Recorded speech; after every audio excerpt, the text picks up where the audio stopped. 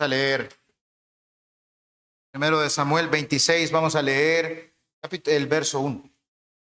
Primero de Samuel 26, vamos a leer el verso 1. Amén. Dice así, primero de Samuel 26, verso 1, esta es la palabra del Señor. Dice, vinieron los ifeos a Saúl en Gabá, diciendo, ¿no está David escondido en el collado de Aquila al oriente del desierto? Bueno, mis hermanos, ya estamos llegando al final de este primer libro de Samuel. Hoy vamos a estar, como vieron, exponiendo el capítulo 26. Como de costumbre, antes de entrar con la explicación del texto, yo quiero, mis hermanos, que no perdamos de vista algo muy importante, un tema muy importante de este libro. Y vuelvo a repetirlo, mis hermanos, es, como decían los académicos, me voy a adueñar de eso yo también, que Dios está comprometido en preparar a su ungido para presentarlo, ¿verdad?, en el trono, ponerlo en el trono como rey sobre el pueblo de Israel. El pueblo de Israel que está necesitando esto. Por otro lado, mis hermanos, también Dios está quitando poco a poco a ese rey conforme al corazón de los hombres. ¿Saben quién es? Saúl. Esta, mis hermanos, y a mí me daba lástima, esta es la última vez que David cruza palabra con el rey Saúl. Esta es la última vez que se van a ver. Uno va a prosperar y uno, mis hermanos, como ya todos lo saben, va a tener una muerte miserable. ¿Cómo se va a comportar David? Mis hermanos, el hombre conforme al corazón de Dios, versos 1 al 5. Vinieron los ifeos a Saúl en Gabá diciendo, ¿no está David escondido en el collado de Aquila al oriente del desierto? Saúl entonces se levantó y descendió al desierto de Zif, llevando consigo 3,000 hombres escogidos de Israel para buscar a David en el desierto de Zif. Y acampó Saúl en el collado de Aquila, que está al oriente del desierto junto al camino. Y estaba David en el desierto, y entendió que Saúl le seguía en el desierto. David, por tanto, envió espías, y supo con certeza que Saúl había venido. Y se levantó David y vino al sitio donde Saúl había acampado. Y miró David el lugar donde dormían Saúl y Abner, hijo de Ner, general de su ejército. Y estaba Saúl durmiendo en el campamento, y el pueblo estaba acampado en derredor de él. Al parecer, mis hermanos, estos zifeos no veían con buenos ojos que David estuviera ahí en esos alrededores, ¿verdad? Y si lo traicionaron una vez, lo pueden hacer 2 veces. Quizá, mis hermanos, para ganarse el favor del rey o para quedar bien con el rey. Acordémonos por pasajes previos que ya nosotros habíamos visto, más específicamente en el capítulo 23, donde David se había quedado en lugares fuertes. David se había ido a refugiar a refugios, valga la redundancia, cuevas, donde estuviera protegido, escondido de Saúl, de ese ojo, mis hermanos, que lo andaba buscando y que lo quería matar. Bueno, David se había ido a esconder a Zif, pero Dios, como había decía el texto allá en el capítulo 23, no lo entregó en manos de Saúl, porque Dios, mis hermanos, estaba cuidando la integridad también física de David, está cuidando a su ungido. No lo agarró, pero en el verso 19 del capítulo 23 dice, después subieron los de Zif para decirle a Saúl en Gabá, ¿no está David escondido en nuestra tierra en las peñas de Ores, en el collado de Aquila que está al sur del desierto? ¿Ves? El Señor no lo entregó, pero ya estaban ellos viendo dónde estaba para ir a avisarle al rey. Lo mismo es lo que tenemos acá, mis hermanos. David se va a esconder por ahí, se dan cuenta y van, mis hermanos, a avisarle a Saúl. Ahora, lo que tenemos acá, mis hermanos, miren, es lo mismo. Ahí con el capítulo 23, con el capítulo 24 que nosotros habíamos visto. Hay muchas similitudes acá en el 24 y el 26, ¿verdad? A lo largo del pasaje nosotros los vamos a ver, pero nosotros no estamos ante la misma narrativa que nosotros tenemos en el capítulo 24, ¿verdad? Aquí estamos ante una nueva situación crucial en la vida de David, una nueva situación donde Dios está preparando a ese rey conforme al corazón de Dios. Y los de Zif están otra vez de protagonistas en esto. Saúl se levanta. Noten esto. Convencido de que es verdad lo que le están diciendo los zifeos. En el capítulo 23, si ustedes lo leen, él que había hecho, había mandado, mire, vayan, indaguen bien, tráiganme bien el dato. Esta vez Saúl se levanta y desciende. Ya nosotros no leemos que él mande o los mande a indagar. Ahora sí, se va Saúl al desierto de Zif, ahora de nuevo, con 3,000 hombres. Mis hermanos, de nuevo, estos soldados de élite, soldados preparados para guerra, para obedecer lo que el rey diga. Si el rey dice, maten a David, ellos van a matar a David, rápido. Son capaces de hacerlo estos hombres, ¿verdad? Entonces, Saúl, mis hermanos, ¿qué creen? ¿Para qué salió con esos 3,000 hombres? A matar a David. Sigue con ese darlo. El arrepentimiento de Saúl que nosotros vimos fue falso, una mentira, una simple emoción pasajera en este hombre. Hermano, mire, y yo quiero volver a repetir esto, porque es que nosotros no estamos ante un David perfecto. Yo quiero que esto quede claro. Es más, David no es un hombre perfecto. Pero aquí usted ve un contraste entre David y Saúl. Usted ve un contraste muy, muy marcado entre estos dos hombres. Y es que, mis hermanos, miren, si de algo o algo hace grande a este muchacho, David, era que se arrepentía genuinamente, que reconocía su pecado. Y esto era lo que hacía a David un grande, un hombre conforme al corazón de Dios. Y ese es un contraste inmenso con Saúl. Nunca usted lee que Saúl se arrepintió. Y cuando leímos pasajes donde parecía que Saúl se había arrepentido, eran solamente emociones, sentimientos pasajeros en ese hombre. Hermano, mire, lo que engrandece a un cristiano no es su orgullo. Hay quienes se consideran fuertes porque nunca ceden, nunca admiten sus errores y aún en medio de sus pecados se aferran ahí a su orgullo, convencidos de que yo tengo la razón, yo soy el que tengo la razón, yo no estoy mal. Y entonces culpan a otros por sus fallas. Si yo fallé, no fue por culpa de aquel. O mire aquel que está haciendo peor. Se creen firmes, llegan a creerse firmes. Se han engañado tanto que llegan a creerse firmes. Pero esa actitud más bien lo que hace es revelar, mis hermanos, una profunda pequeñez espiritual. Eso no hace a un hombre grande ante los ojos del Señor. En cambio, el verdadero creyente reconoce su pecado. No culpa al diablo, como muchas personas ahí lo culpan. Sí, no es que el diablo es el que me anda tentando a mí con pecados de robo, con pecados de fornicación. Es un espíritu ahí de ver pornografía el que se me mete a mí. Y culpa, no, pero yo no soy, yo estoy bien. El cristiano se humilla. El cristiano, mis hermanos, se arrepiente ante Dios. Acepta la corrección y se deja transformar humildemente. Así como David, quien aunque mis hermanos cometió graves pecados, yo creo que ustedes ya los han leído, ya lo saben y los pueden mencionar, fue amonestado, mis hermanos, y David no se fijó en ese cómo lo reprendían. Ay, que mira, Natán se vino bien enojado a regañarme, a reprenderme. No, se fijó en la fuente y el contenido de la reprensión. Y al ver, mis hermanos, que esa fuente y ese contenido era conforme a Dios, ¿qué hace? Clama por perdón y se humilla. Ese es el creyente. Ese es un hombre o una mujer grande ante los ojos del Señor. Lutero le llamaba al arrepentimiento a las lágrimas, mis hermanos, del corazón, por el dolor que genera pecar, por el dolor que genera ofender a Dios, al santo, al que me salvó, al que me perdonó, al que dio su vida en un madero por mí. Entonces, yo hago la pregunta, así como las preguntas esas de, ¿es usted un hombre grande ante los ojos del Señor?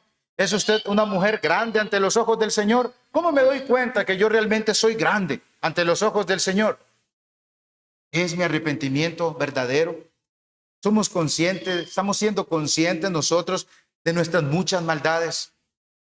Realmente nos entristece a nosotros nuestras maldades. Estamos odiando cada día más el pecado y confesándolo, pidiéndole perdón al Señor y fuerzas para no pecar más y no caer más. Usted, mis hermanos, quiere darse cuenta si usted realmente es un hombre y una mujer grande ante los ojos del Señor. Esa es una característica muy importante. El constante arrepentimiento, la constante humillación, la constante oración, viéndose ante... Es que usted conoce la Biblia, entonces usted comienza a conocer más del Señor. ¿Y sabe qué provoca conocer más del Señor? Que usted se vea, usted mengüe. Es inevitable que no vaya a pasar eso, de verdad. El que comienza a llenar su cabeza de puro conocimiento y no le pasa eso, no se le activa a él, yo soy nada. No sé qué está pasando. Hay una anomalía ahí, porque definitivamente tiene que pasar esto, tiene que humillarse. Usted tiene que ver al Señor y decir, Dios, ¿qué soy? ¿Por qué me salvó a mí? Entonces confiesa su pecado, ve sus maldades y alaba al magnífico Señor que nosotros tenemos, la confesión. Y lo pueden leer en el capítulo 15. En el párrafo 3, habla, mis hermanos, un poquito de ese arrepentimiento para vida cuando el Señor salva. Y dice así, este arrepentimiento para salvación es una gracia evangélica, por la cual una persona a quien el Espíritu hace consciente de las múltiples maldades de su pecado, mediante la fe en Cristo, se humilla por él con una tristeza que es según Dios. Lo abomina el pecado y se aborrece a sí mismo, ora pidiendo perdón y las fuerzas que proceden de la gracia con el propósito y empeño, mediante la provisión del Espíritu, de andar delante de Dios para agradarle en todo. Eso tiene que producir cuando nosotros comenzamos a conocer a nuestro Señor y nos arrepentimos de una manera genuina. Esto, mis hermanos, es lo que hace a un hombre, a una mujer grande espiritualmente, cuando se humillan y caen a los pies de nuestro supremo Creador. Pero Saúl no. Mis hermanos, lo de Saúl es un pseudo arrepentimiento pasajero, un arrepentimiento de mentira, del momento solamente. Y de nuevo, este hombre ve la oportunidad de matar a David y ¿saben qué hace? La toma, se va por David. Entonces Saúl llega, mis hermanos, con todos sus hombres a la colina de Aquila y ahí hacen un campamento. David ve que Saúl viene por él. Yo me quería meter un poquito en David, ahí en los pensamientos de David. Seguro al verlo venir, David pudo haber pensado, pero ay, viene otra vez. Miren, ahora que se había arrepentido allá en el capítulo 24. Ahí viene por mí. Eso fue lo que nosotros, mis hermanos, habíamos leído en el capítulo 24, que este hombre había dicho aquel montón de palabras. Y por eso fue que David se fue a esconder. Después David no le creía a este hombre lo que decía. No podía confiar en él. Bueno, ahí está de nuevo, aquí viene, me lo esperaba. Sabría que vendría este hombre. Como un buen soldado, mis hermanos, David manda espías para saber los movimientos de Saúl. Y David llega a saber dónde es que está Saúl acampando. Saúl no sabe dónde está David. ¿Por qué no sabe? Porque Dios lo está protegiendo. Porque Dios está cuidando de su muchacho. Si ven, mis hermanos, un poquito que la narrativa viene un poco diferente. Si ven que de verdad no es lo mismo que tenemos en el capítulo 24, porque muchos han dicho, es que esto es lo mismo, yo no sé para qué está eso en la misma palabra del Señor, para qué dos veces. Bueno, si Dios lo dejó dos veces, ¿por qué algo quiere marcar? Pero realmente es diferente. Sí, muy parecido, pero es diferente. En el anterior, mis hermanos, David huía. Aquí David es el que va a ver dónde está Saúl. Ahora quiere mostrarle a él, yo soy justo, yo no quiero matarlo a usted y le voy a demostrar. David, sabiendo entonces ya con sus espías dónde está el campamento, se deja ir. Y encuentra a Saúl y Abner y todo el campamento bien dormidos. Todos los 3,000 hombres, mis hermanos, rodeando como un muro, como una barricada humana, así, ¿verdad? Un círculo ahí protegiendo a su rey. Y en medio está Abner con el rey, soldado más fuerte que podía tener Saúl en ese momento. ¿Ven la situación? Créanme, mis hermanos, imagínense ese montón de soldados de élite rodeando donde está Saúl y está Abner. Y David dice, voy a ir ahí, voy a meterme ahí. Meterse ahí es suicida. A matar no, que no lo va a ir a matar. Quiere demostrarle que él, mis hermanos, es justo, que él no tiene nada contra él.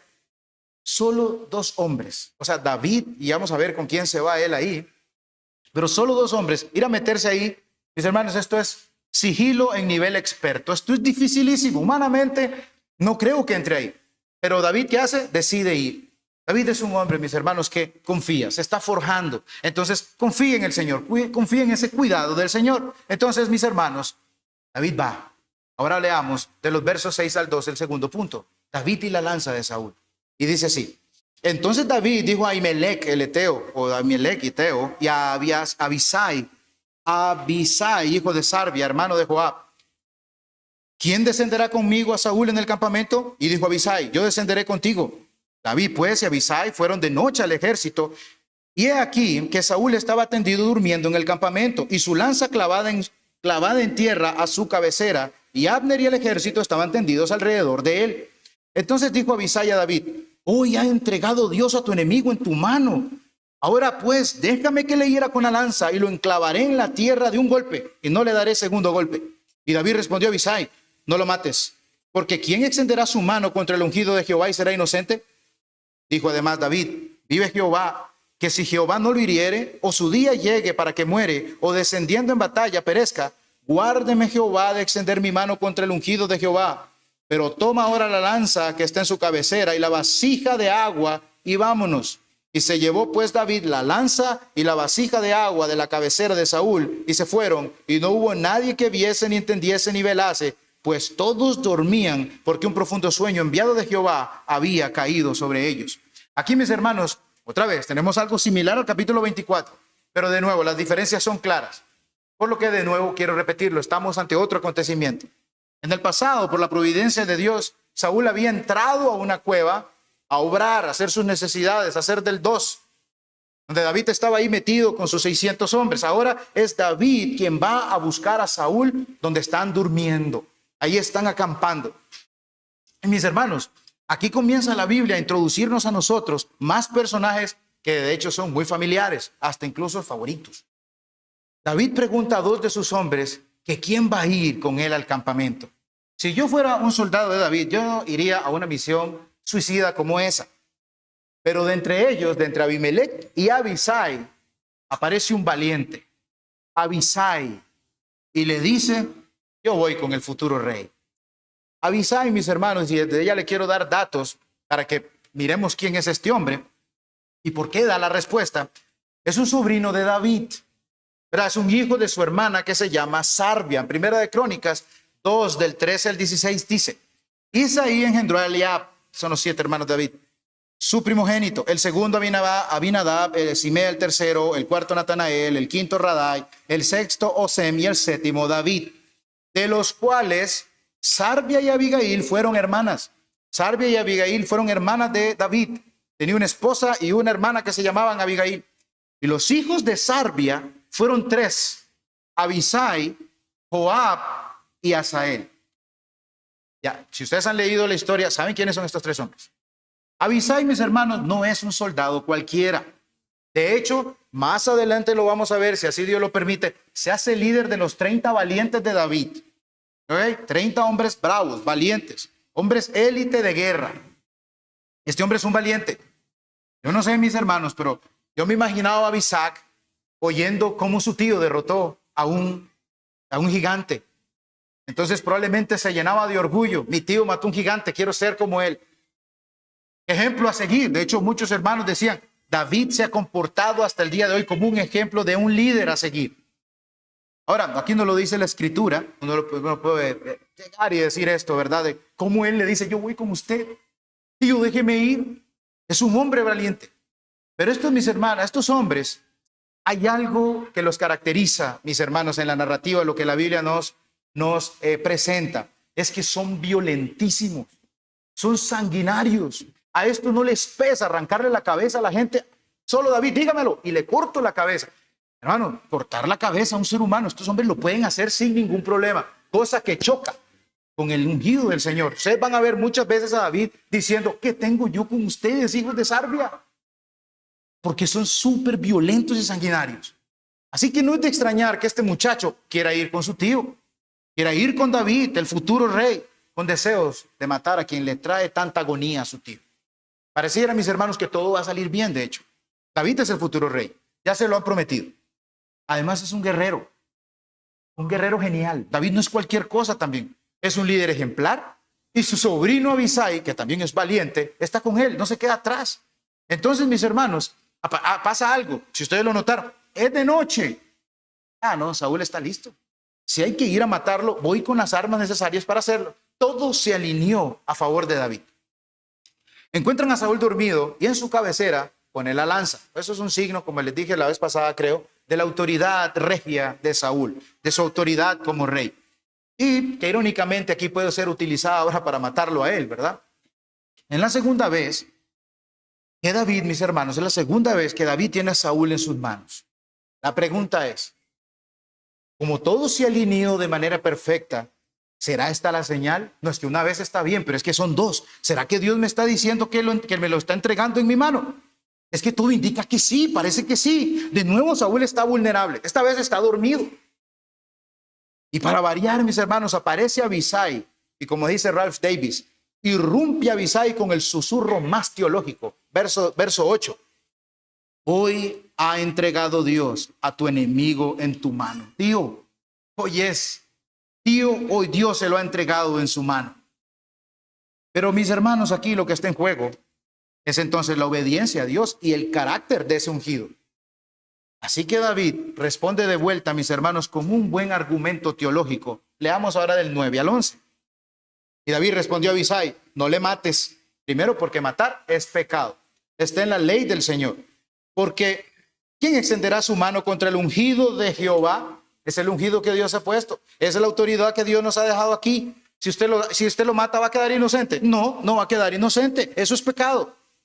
Dijo además David, vive Jehová, que si no lo hiriere, o su día llegue para que muera, o descendiendo en batalla perezca, guárdeme Jehová de extender mi mano contra el ungido de Jehová. Pero toma ahora la lanza que está en su cabecera y la vasija de agua, y vamos. Esa lanza y esa vasija, como dicen unos hermanos, era esa representación real. Ese es un rey, pero también el agua de su vasija representaba también que Saúl necesitaba sostener su vida tomando agua. Entonces tómelas y nos las llevamos. Entonces, varias veces, mis hermanos, David en este capítulo deja claro que levantar la mano al ungido, y ya explicamos qué significaba esto del ungido del Señor, era una maldad. No lo vamos a hacer. Versos como el 9, el 16, el 11 y el 23. Mis hermanos, usted ve a un David que dice, no, Dios me libre de hacer esto. Yo no puedo levantar mi mano contra el ungido, la autoridad que Dios ha puesto acá. David, mis hermanos, respeta esa autoridad que Dios ha puesto, porque Dios la ha puesto. ¿Que Saúl es malo? Sí, pero no le toca a David de ninguna manera tomar la vida de él. Dios es el que lo va a hacer, como él dice aquí, en guerra o de muerte natural. Dios es el que se va a encargar de Saúl. Yo no voy a tener, no tengo por qué hacer algo, no lo voy a hacer, no lo voy a matar. Noten, mis hermanos, en el capítulo 25 pasado, Dios se encargó de Nabal, ¿se acuerdan? De hecho, apareció una palabrita ahí que decía, Dios lo hirió a Nabal. Bueno, mis hermanos, Dios se va a encargar de Saúl. Y ahí dice también de herirlo. La misma palabra, mis hermanos. Y esto puede indicar que David está tan entrenado que ya está entendiendo de lo que le pasó allá con Nabal, que ahora dice, de muerte natural, como murió Nabal, o como sea, con un paro al corazón, como sea, Dios es el que se va a encargar. Ya yo estoy sabido que Dios es el que se encarga de mis enemigos. No tengo yo que hacer absolutamente nada. David está confiado. Es Jehová quien se va a encargar. Yo solamente me quedo esperando. Y Dios, mis hermanos, se va a encargar de los enemigos usando los medios que él quiera. Así que no deja que Abisai lo mate. No deja que Abisai lo mate y le pide más bien que recojan esa lanza y esa vasija con agua. Es impresionante, mis hermanos, que todo eso pasó, porque ahora sí, metámonos un poquito, todo eso pasó ahí donde está Saúl y Abner, cerquita. Cómo burlaron a los 3,000 hombres. Decía un hermano, probablemente fue como pasar por terreno minado. 3,000 hombres de élite ahí y nadie se dio cuenta de lo que David y su comandante o su ayudante Abisai entraron a hacer, mis hermanos. Ahora, no fue por lo experto que es David, no fue por el soldado genial que es David. Mis hermanos, es porque Dios está obrando para su bien. Dios, mis hermanos, es el que hizo caer un sueño fuerte sobre todos ellos. De lo contrario, mis hermanos, nunca hubieran podido llegar hasta donde ellos llegaron. Y este sueño que nosotros leemos acá también nos hace recordar otros casos en la Biblia cuando Dios usó ese tipo de sueño. ¿Para qué usaba Dios ese tipo de sueño que como que los anestesiaba? Era para sus propósitos santos. Génesis 2:21, todos lo saben Dios hizo caer un sueño sobre Adán. ¿Para qué? Sacar una costilla, ¿verdad? Tomar una de sus costillas. Y Génesis 15:12. Dios, mis hermanos, hace caer un sueño a Abraham cuando va a hacer un pacto con él. Para ser él, mis hermanos, para ser Dios, el único que pase entre los animales que están partidos. ¿Por qué? Porque en ese pacto solamente él es el único que puede prometer y es el único que puede cumplir. Abraham nunca lo hubiera hecho, nunca hubiera cumplido con las demandas. Entonces él es el que pasa. ¿Y qué hizo con Abraham? Lo dejó dormido. Aquí, mis hermanos, Dios interviene protegiendo a su ungido. Y de nuevo, en semejante situación, demostrando que le obedece a él, mis hermanos, en esta situación David demuestra, yo le obedezco al Señor. Yo prefiero obedecerlo a él. Mis hermanos, este es el rey que necesita Israel. Un hombre que no solo se duele por sus pecados, como también nosotros vamos a ver, pero que también es misericordioso y le perdona la vida a Saúl. Aquí alguien puede decir, mire David, suave. Aquí Abisai no le hizo caso a David, mire, porque David fue el que le dijo que recogiera las cosas. He visto que hay personas que se hacen problemas con este tipo de partes donde dice, ¿verdad?, que David le pide a Abisai que recoja las cosas y que quien las recoge fue David. Aquí la Biblia se está contradiciendo. Mire qué clase de error es lo que se encuentra en la Biblia. ¿Cómo fue aquí? Bueno, mis hermanos, miren, rápidamente. Cuando Saúl le dijo a Doeg que matara a los sacerdotes, ¿quién fue el que mató a todos los sacerdotes? Fue Doeg, ¿verdad? Y al final, ¿a quién se le atribuyó que había matado a todos los sacerdotes? A Saúl. Lo mismo está pasando aquí. David le dice a su siervo, recójalo, y al final se le atribuye ¿a quién? Al que manda. Que David lo recogió, si lo había recogido su siervo. Y quiero dejar claro eso, mis hermanos, porque de nuevo hay gente que se hace pleito con estas cosas y atacan ahí la veracidad de la escritura y se comienzan a inventar un montón de cosas, que eso es incoherente y eso. La obediencia de David a Dios, mis hermanos, y su respeto a la autoridad puesta por Dios, lo llevan a confrontar a Abner, que no pudo defender al rey que estaba tan vulnerable. Y eso, mis hermanos, nos lleva al tercer punto. Pero antes, yo quiero tocar un tema. Quiero tocar algo acá. Si bien la vez pasada me contuve de hablar más en contra de esos mercaderes sinvergüenzas del evangelio, de esos falsos profetas, de esos lobos rapaces, hoy quisiera tocar el otro lado, el respeto a las autoridades, específicamente acá en la congregación. No por quienes sean, sino por quien los ha puesto. Hermanos, Dios es bueno. Y su misericordia, su amor y su cuidado por nosotros, además de darnos a su precioso y bendito Señor Jesucristo, que no lo merecemos, nada merecemos del Señor Jesucristo, pero nos lo ha dado, ese don supremo, inigualable, mis hermanos, que el Señor nos dio para salvarnos.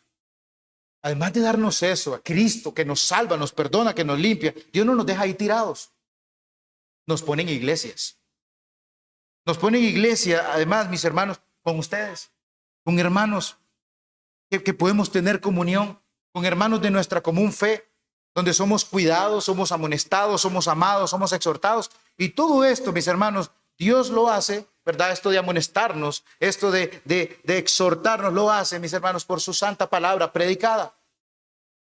Y quienes nos predican, ya voy cayendo, ya voy aterrizando, y quienes nos predican esas cosas son hombres que Dios primeramente, y luego su iglesia, porque Dios habla por medio de su iglesia, son los que lo han puesto. Dios y ustedes son los que han puesto las autoridades aquí. Son ustedes. Por lo tanto, mis hermanos, primero, ¿es válido imitarlos? Es válido obedecerlos y sujetarnos a ellos siempre y cuando se mantengan fieles y firmes en el Señor. No es posible que un creyente pueda hablar mal de su pastor. Es una incoherencia. Usted fue el que lo puso. Fue Dios el que lo puso y después usted dijo que sí. Es incoherente. Usted es un hipócrita. Es imposible, mis hermanos. No puede pasar eso. Que hable mal de su pastor, que lo menosprecie, que lo empequeñezca como lo hacía también Saúl con David. Vean cómo trata, cómo respeta David a Saúl, esa autoridad que Dios ha puesto ahí. Sí, malo y todo, pero la respeto porque fue Dios el que la puso ahí. Porque cuando nosotros, mis hermanos, estamos malos, nos quejamos, no nos estamos quejando del pastor, nos estamos quejando de quien lo puso y ese es Dios. Y usted, como persona racional, pensante, no como ahora vimos, ¿verdad? Que nosotros no somos los asnos, los hombres pensantes. Usted habló, yo voté, en el caso de nosotros acá en la iglesia, y esto nos convertiría, como les vuelvo a decir, hipócritas si menospreciamos esas autoridades que Dios ha puesto. Entonces, si yo llego en un momento a menospreciar a mi pastor, si yo llego en un momento a menospreciar, a hablar mal de mi pastor, a herirlo, tratarlo mal, hablar, cuchichear, lo que sea de mi pastor, que fue puesto por Dios y luego yo dije que sí, hay algo mal ahí. Hay algo mal ahí en usted, no en el pastor. Cuando usted vea, ahora sí, cuando usted vea que los que se paran aquí comiencen a predicar un evangelio de obras, dejando a nuestro Cristo de lado, levántese y contienda ardientemente por la fe. Y ardientemente contra quien sea que se pare, agárrelo del brazo y jálelo y sáquelo de aquí. Quien sea, pero hágalo por la verdad y la pureza del evangelio que usted ha creído. No importa si es una autoridad, Si no está dejando en alto a Cristo, bájelo. Pero si Cristo es magnificado en el centro de este culto, es el centro de nuestro culto acá, es proclamado en la predicación por esos hombres que Dios ha puesto, esos pastores que nos ha dado, alabe a Dios, que en su gracia no nos ha dejado, mis hermanos, solos, y nos ha dado hombres así para que nos estén llamando la atención, porque somos propensos a estar olvidando, somos propensos a estar pecando. Nunca, mis hermanos, en el Señor, nunca. Lo que quiero decir es que nunca. Y en el Señor, mis hermanos, nosotros pedimos fuerzas. Yo les decía una vez, aunque nos corten la cabeza, nunca nosotros vamos a cambiar el evangelio que Dios nos ha dado. Nunca. Por gloria de hombres, por billetes, por fama. No nos interesa, mis hermanos, la fama. A mí no me interesa personalmente que me conozcan. Yo quiero predicar a Cristo. Yo quiero hablar de Él en esta iglesia que me ha puesto. Y lo mismo tienen en esa mente los hermanos que lo hacen. No quiero billetes, no quiero fama. Y si por el Señor, como ahora hablábamos con don William, ¿verdad? Si por Cristo algún día nos comienzan a perseguir, estamos dispuestos me van a temblar los pies. Nos van a temblar los pies quizás a todos, pero no vamos a poner en peligro el evangelio que el Señor nos ha dado. Ese precioso evangelio que ha puesto en estos vasos de barro. Nunca, mis hermanos. Y para eso nosotros seguimos pidiéndole que oren por nosotros. Que oren por nosotros porque nosotros necesitamos sus oraciones. Y una de las cosas, mis hermanos, que me hace meditar a mí en si amo a mis hermanos es, ¿puedo orar por él o por ella? Aquí estoy, Señor, voy a orar por este hermano, voy a orar por esta hermana. ¿Puedo orarlo? Usted puede preguntarse ahí. ¿Son nuestros pastores un motivo de oración? Perdón, no de adoración. Eso ahí sí que no me hagan caso, ¿verdad? Son nuestros pastores un motivo de oración. Usted si ve la carga que tal vez puedan tener ellos, cuánto necesitan que estén orando para que no se desvíen. Porque hermano, no crea, aquí somos los más débiles los que ha puesto. Aquí estamos los más tontos, como siempre lo he dicho. Pero a Dios le encanta usar a la basura para exaltar su nombre. Entonces ore por nosotros. Ore por los pastores principalmente. Piense ahí, examínese. ¿Yo puedo orar por mi pastor? Sí, lo puedo hacer, lo amo. Voy a orar a mí, Dios, por mi pastor, por esa autoridad que Dios me ha puesto. ¿Estamos respetando esa autoridad que Dios mismo ha puesto en la iglesia? Hermanos, Cristo murió en la cruz. Si usted llega a examinarse y dice, no, he pecado, yo le traigo esto. Cristo murió en la cruz por aquellos que alguna vez, por un regaño de un pastor, de alguna manera los despreciamos. Él murió en la cruz para limpiar este tipo de pecados también. Entonces, considerando eso, mis hermanos, vámonos al tercer punto. David confronta a Abner. Le damos del 13 al 16 y dice, entonces pasó David al lado opuesto y se puso en la cumbre del monte a lo lejos, habiendo gran distancia entre ellos. Y dio voces, perdón que ya me perdí, y dio voces al pueblo y a Abner, hijo de Ner, diciendo, ¿no respondes, Abner? Entonces Abner respondió y dijo, ¿quién eres tú que gritas al rey? Y dijo David a Abner, ¿no eres tú un hombre? ¿Y quién hay como tú en Israel? ¿Por qué pues no has guardado al rey tu señor? Porque uno del pueblo ha entrado a matar a tu señor el rey. Esto que has hecho no está bien. Vive Jehová, que sois dignos de muerte, porque no habéis guardado a vuestro señor, al ungido de Jehová. Mira pues ahora, ¿dónde está la lanza del rey y la vasija de agua que estaba en su cabecera? David se va a una cumbre. David es inteligente, se va al opuesto, se va lejos de donde está Saúl, a una gran distancia, y le grita desde ahí. Ahora, mis hermanos, recuerden, es de noche. Un hermano, un comentarista que ha estado por esos lugares, él decía, el viento ahí fluye muy bien. Entonces dice que con eso se lleva los gritos. Y grita y se va para allá, lo puede escuchar todo el mundo. Entonces le grita al pueblo y se dirige a Abner primeramente. Le grita a él. Le grita al pueblo, le grita a Abner. Aquel no sabe quién le grita. Ahora, mi hermano, Abner tampoco puede ver en la noche, ¿verdad? Por eso es la razón que el hombre pregunta, ¿verdad? ¿Quién es el que está gritando? Entonces es válido lo que él hace. Y David lo que hace de una vez es reprocharlo. El hombre más valiente, eso es lo que dice, no eres tú, hombre. Es como que le digan, no es usted varón, cuando le dicen así a uno, ¿verdad? Es lo mismo que le dicen, no es varón usted, Abner, tiene que estar protegiendo. Lo reprocha, mis hermanos, es el hombre más valiente, es el hombre más fuerte que anda con Saúl, no lo pudo proteger del peligro. en el que acaba de estar Saúl. Mis hermanos, ¿saben un momentito? Abisai, mis hermanos, lo quiso clavar. Ese es un hombre que quiso matarlo, sí, Abisai. Lo quiso clavar al suelo con su propia lanza. Y no es porque David se lo prohibió. Hermanos, yo me ponía a pensar, si David hubiera estado en el lugar de Abner, David se hubiera quedado haciendo vigilia para proteger a Saúl. Se hubiera quedado ahí despierto, cubriéndolo a su rey. ¿Por qué? Porque es el ungido que Dios ha puesto. Es la autoridad que Dios me ha dado. No lo mata, lo cubriría, lo protegería. Era su paje, mis hermanos. Lo había hecho su paje de armas. Abner probablemente veía a Saúl, mis hermanos, simplemente como un rey político. Eran hasta familiares. Pero David lo reconocía como el ungido de Dios. Para David el hecho de que Dios lo hubiera puesto en ese lugar era suficiente, mis hermanos, para mostrarle respeto. No solo por Saúl como persona, sino por Dios mismo, quien lo había elegido. Esa actitud, mis hermanos, revela el corazón de David. No actuaba por conveniencia ni por poder, sino por reverencia, por obediencia a la voluntad divina. Venga el corazón de este hombre, conforme al del Señor. ¿Se acuerdan cuando el hermano Mariano nos contaba de la prédica de aquel carcelero? ¿Verdad? Que los pobres presos se quedaron dentro de los presos y que aquellos pensaron que los carceleros dijeron y se fueron y uno de ellos iba a matar. Mis hermanos, un guarda que se quedaba dormido o descuidaba y se le escapaban, ¿verdad? Dice Gil, era digno de muerte. Era digno de muerte, falló, no sirve, mátenlo. No sirve, ¿para qué lo tengo aquí si se me están metiendo a robar? ¿Para qué lo tengo aquí si se me están yendo las personas? No, mátenlo, usted no sirve para nada. Igual usted, Abner.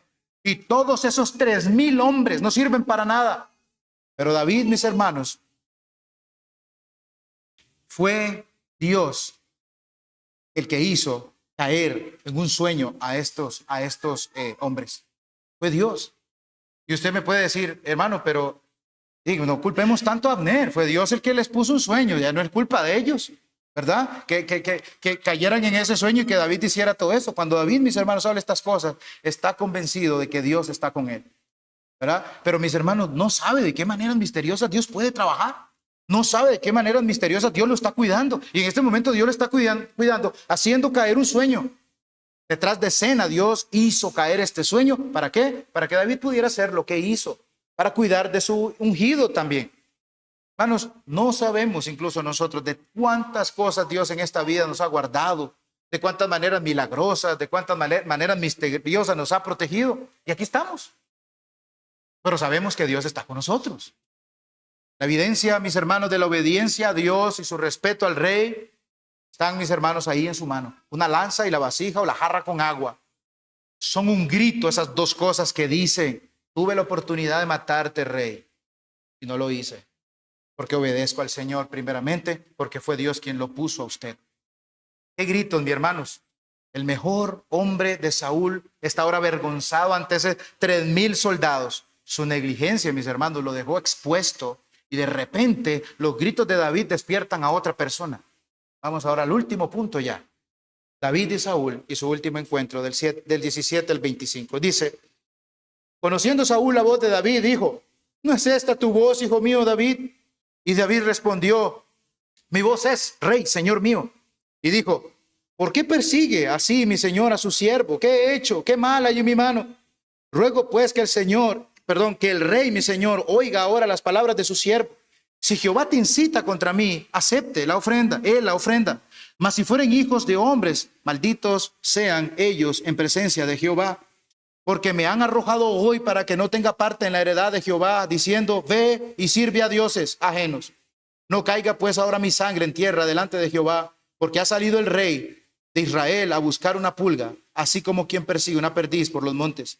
Entonces dijo Saúl, he pecado, vuélvete, hijo mío David, que ningún mal te haré más, porque mi vida ha sido estimada preciosa hoy a tus ojos. He aquí yo he hecho neciamente y he errado en gran manera. Y David respondió y dijo, he aquí la lanza del rey, pase a cada uno de los criados y tómela. Y Jehová pague a cada uno su justicia y su lealtad, pues Jehová te había entregado hoy en mi mano, mas yo no quise extender mi mano contra el ungido de Jehová. He aquí, como tu vida ha sido estimada preciosa hoy a mis ojos, así sea mi vida a los ojos de Jehová y me libre de toda aflicción. Y Saúl dijo a David, bendito eres tú, hijo mío, David. Sin duda emprenderás tú cosas grandes y prevalecerás. Entonces David se fue por su camino y Saúl se volvió a su lugar. Ahora, mis hermanos, Saúl reconoce la voz, está dormido, se despierta y reconoce la voz de su muchacho David. Pero, hermanos, esto es un hipócrita hablando. ¿No es esta tu voz, hijo mío David? Cuando se ha ensañado, mis hermanos, tanto, sabe que el reino ya no le pertenece, sabe que el reino ya le dijo, no, David, usted es el que va a reinar, y usted es el que va a hacer proezas. Hasta rompió el vínculo quitándole Mical y dándosela a Palti, a aquel hombre hijo de Palti. Y ahora viene y aparece, mis hermanos, diciéndole, hijo mío David, ¿no es esta tu voz, hijo mío David? Es un hipócrita, mis hermanos. Ahí lo anda buscando para matarlo. Y cuando lo tiene enfrente, hijito, David. Hermanos, no seamos así. No seamos así. Y para que esto no quede como un mandamiento estéril, porque no les puedo decir o predicar moralidad, aquí no seamos así como Saúl. No seamos hipócritas como Saúl, ¿verdad? Para que esto no quede como un mandamiento estéril, mis hermanos, amémonos como lo manda Dios en su palabra. Y como esto, mis hermanos, es algo que por nosotros no podemos, ¿verdad? Que no podemos hacerlo. Nosotros necesitamos la ayuda del Señor. Les recuerdo que Cristo también murió por esto. Les recuerdo que Cristo también murió por esto. Él nos amó y nos perdonó para que también nosotros en Cristo seamos lavados por su sangre. ¿Y qué comenzamos a hacer cuando creemos ese evangelio? Cuando Él pone un nuevo corazón, nuevos deseos, podemos amar. Podemos amar de verdad a nuestros hermanos y a nuestros prójimos. Eso solo lo puede hacer. Y ahí es, mis hermanos, cuando nosotros veamos que no podemos amar a un hermano, a un prójimo, nosotros tenemos que recordarnos el evangelio. Y por eso es que nosotros tenemos que vivirnos predicando esto. Y por eso es que de este púlpito, mis hermanos, nosotros predicamos esa ley, pero también ponemos ese evangelio. Porque no podemos separar esas dos cosas. Si yo les digo, no sean así, hermanos, yo les estoy predicando una ley que los va a condenar. Pero por eso siempre dejamos el evangelio. Cristo pagó por su pecado. Lo que usted no podía hacer, Él lo hizo perfecto en una cruz. En su lugar.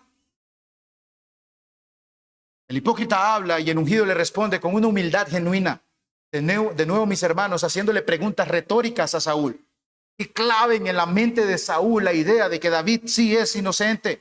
Y que Saúl, mis hermanos, no quiere aceptarlo. Y si lo acepta, luego se olvida. Te persigo porque te odio. A esas preguntas, si respondemos a esas preguntas, te estoy persiguiendo. ¿Por qué me persigues, Señor? Porque te odio. Me cae mal. Te tengo envidia.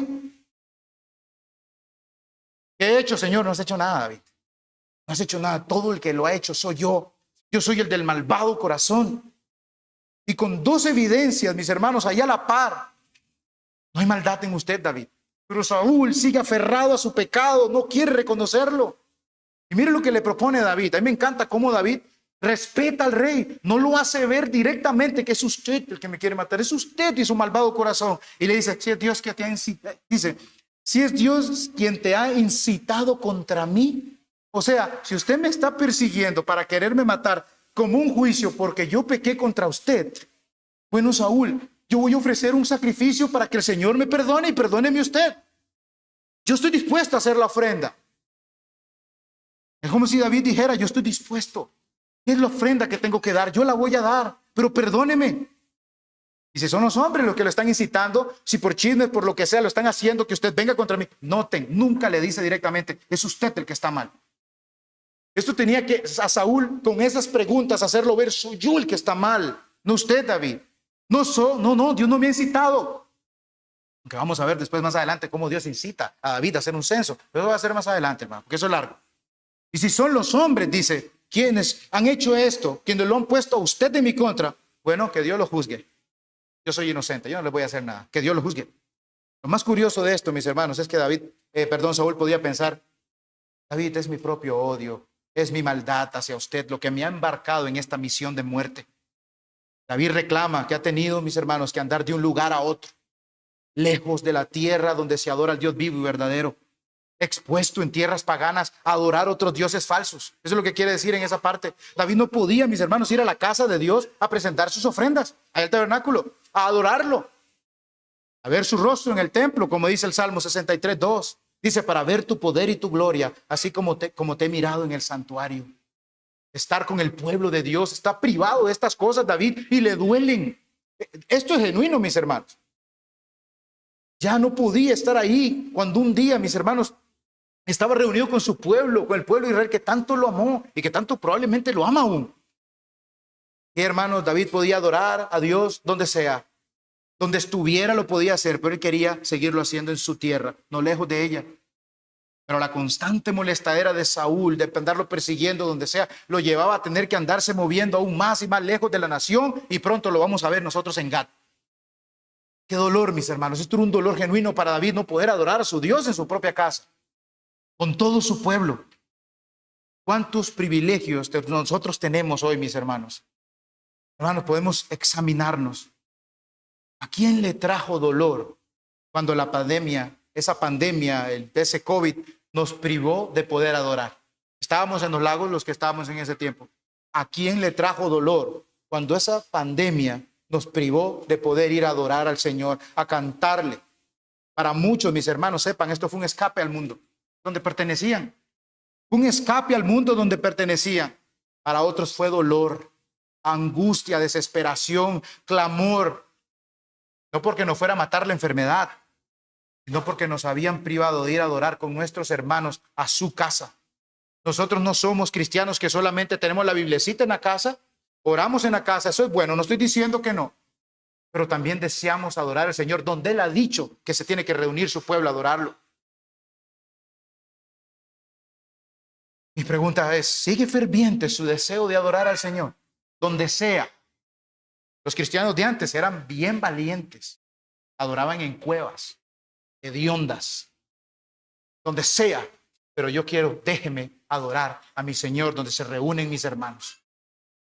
Una persona que se reúne sola, mis hermanos, menosprecia este privilegio que Dios nos ha dado, tiene que venir a Cristo y decirle, Dios, yo sé que también usted envió a su Hijo para morir por ese pecado que hay en mi vida. Finalmente David le dice a Saúl, rey, no me mate, y menos matarme lejos de Israel. Y vuelve a hacer mención de lo que David le ha hecho ver a Saúl. Yo no soy nadie, Saúl. ¿Para qué me anda usted siguiendo a mí con tanta ferocidad? Queriéndome matar si yo soy una pulga. No soy absolutamente nada. De nuevo Saúl le responde a David con una emoción pasajera. Sí, genuina, pero pasajera. En ese momento nada más. Con una confesión correcta, sí, pero sin genuino arrepentimiento. Total y abismal contraste que usted encuentra con David en el Salmo 51. Ya ustedes lo conocen. David le pide que pase a recoger la lanza a uno de sus muchachos y deja de nuevo todo en manos del Señor. El Dios justo. Él va a ser el que le pague y encomienda su causa a Dios. David ora para que su vida sea estimada y preciosa ante los ojos de Dios, confiando, mis hermanos, que Él lo cuidará, que Él lo protegerá. Y aunque Saúl, mis hermanos, y aquí lo voy a decir así, profetiza que David prevalecerá, esa promesa o ese cumplimiento de esa profecía que hace este hombre se cumple plenamente en el Señor Jesucristo. Sí, mis hermanos, David va a prevalecer, pero David va a tener también caídas de pecado, donde le vuelvo y les repito, esas caídas nos apuntan a que necesitamos uno mejor. Se encuentra Cristo, ese es el rey que nosotros necesitamos.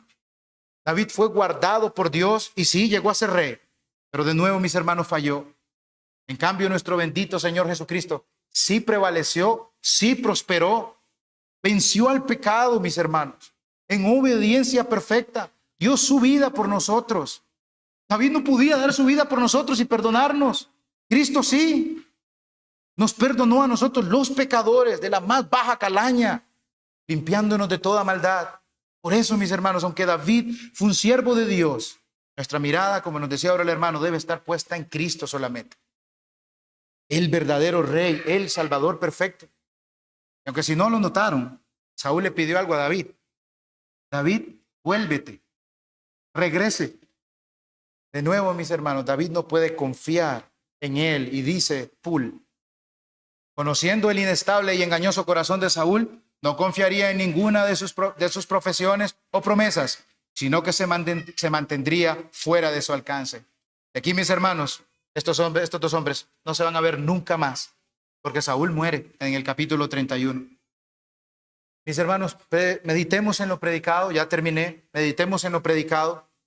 Si hay pecados que nosotros tenemos que confesar, hagámoslo hoy.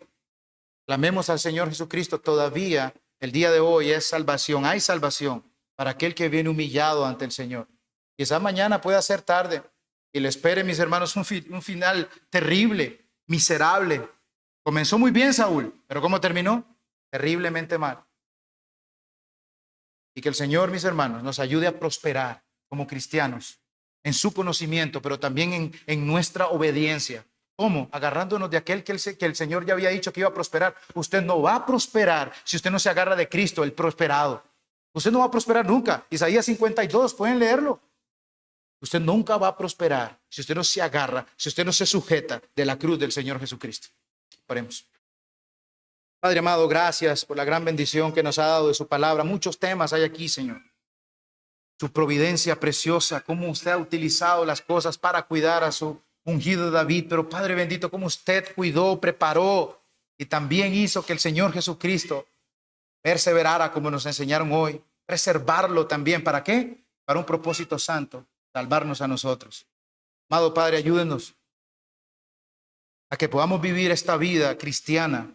Sí, Señor, llenándonos de un conocimiento, pero de un conocimiento que nos lleve más a su obediencia, a confiar más de usted, a entregar nuestras vidas a usted. Padre bendito, que un día no vayamos a ser de esos hombres que lo niegan a usted por no habernos preparado, por no haber, Señor, desde ya preparado con fuerzas ese músculo espiritual. Porque si algún día llega, Señor, la persecución, y nos llega a querer hacer daño al mundo, que podamos estar firmes, confiados y esperando en que usted es el que protege y cuida a los suyos. En el nombre de Cristo oramos. Amén.